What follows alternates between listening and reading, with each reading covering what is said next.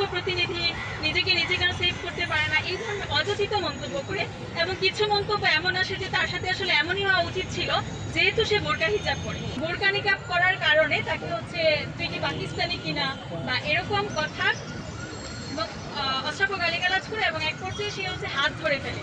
মানে এটা এটা রীতিমতো হচ্ছে শারীরিক হেনস্থার পর্যায়ে পড়ে, এবং সে হচ্ছে মানসিকভাবে খুবই ট্রমাটাইজ হয়ে যায় এবং কোনো রকম দৌড়ে কোনো রকম হচ্ছে হলে যেয়ে পৌঁছায়। এবং এরপর সে আসলে এতটাই ট্রমাটাইজ ছিল, সে আসলে এটা নিয়ে কোনো ধরনের পদক্ষেপ নেওয়া বা কাউকে জানানোর মতো অবস্থায়ও সে ছিল না। তারপর আমরা যখন রাতে জানতে পারি সন্ধ্যার পরে, সেটা নিয়ে আমরা হচ্ছে সোশ্যাল মিডিয়ায় সরব হই এবং প্রশাসনকে জানানো হয়, এবং ভিকটিম হচ্ছে নিজে তার সোশ্যাল মিডিয়াতে সেটা নিয়ে পোস্ট করে।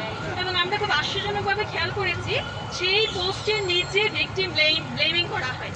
অনেকেই তাকে হচ্ছে সে একজন নির্বাচিত প্রতিনিধি, এবং সেখানে অনেকেই হচ্ছে তাকে অযোগ্য প্রতিনিধি, নিজেকে নিজে কেন সেভ করতে পারে না, এই ধরনের অযাচিত মন্তব্য করে। এবং কিছু মন্তব্য এমন আসে যে তার সাথে আসলে এমনই হওয়া উচিত ছিল, যেহেতু সে বোরকা হিজাব করে।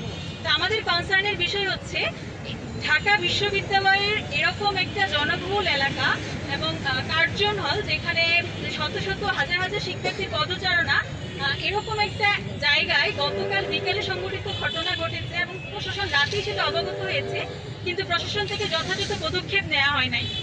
এবং সেখানে আমরা সরেজমিনে গিয়ে আমরা দেখেছি সেখানে সেই জায়গাটা আসলে সিসিটিভি ফুটেজের আওতায়ও নেই। এটা একটা বিশ্ববিদ্যালয়ের জন্য, একটা বিশ্ববিদ্যালয়ের প্রশাসনের জন্য আসলে এটা কতটা লজ্জাজনক ব্যাপার যে এই এতটা জনবহুল এলাকায় আসলে কোনো ধরনের সিসিটিভি নেই। এবং আমরা সিসিটিভি ফুটেজ প্রশাসনকে বলেছি, প্রশাসন এখন পর্যন্ত সেটা সংগ্রহ করতে ব্যর্থ হয়েছে।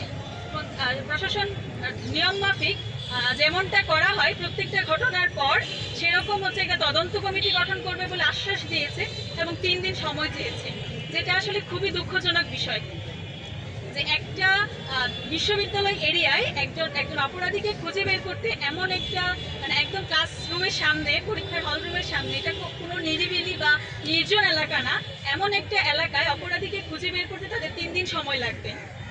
এটা আসলে খুবই দুঃখজনক বিষয়। এবং আরো কনসার্নের বিষয় হচ্ছে সেখানে তাকে হাত ধরে শারীরিক হেনস্থার চেষ্টা করা হয়েছে, সেখানে এর চাইতেও বড় কিছু ঘটতে পারত। সেখানে সাম্য ভাই হত্যার মতো এমন অনাকাঙ্ক্ষিত ঘটনা ঘটতে পারত। তখন আসলে প্রশাসনের অবস্থান কি হতো? তারা কি তখন অজুহাত দিত যে আমরা নিয়ম মাফিক সেটা সিসিটিভির আওতায় নিয়ে আসব, আমরা চেষ্টা করে দেখব, প্রশাসনিক জটিলতার বিষয়গুলো ভাবতে হবে? এখানে প্রশাসনিক জটিলতার বিষয়ের চাইতে মানে একজন শিক্ষার্থীর জীবনের চাইতে প্রশাসনিক জটিলতার বিষয়টা তারা আমাদেরকে সামনে দেখাতে চাচ্ছে। অথচ এটা এখন কেন সামনে আসবে? তারা আগেই কেন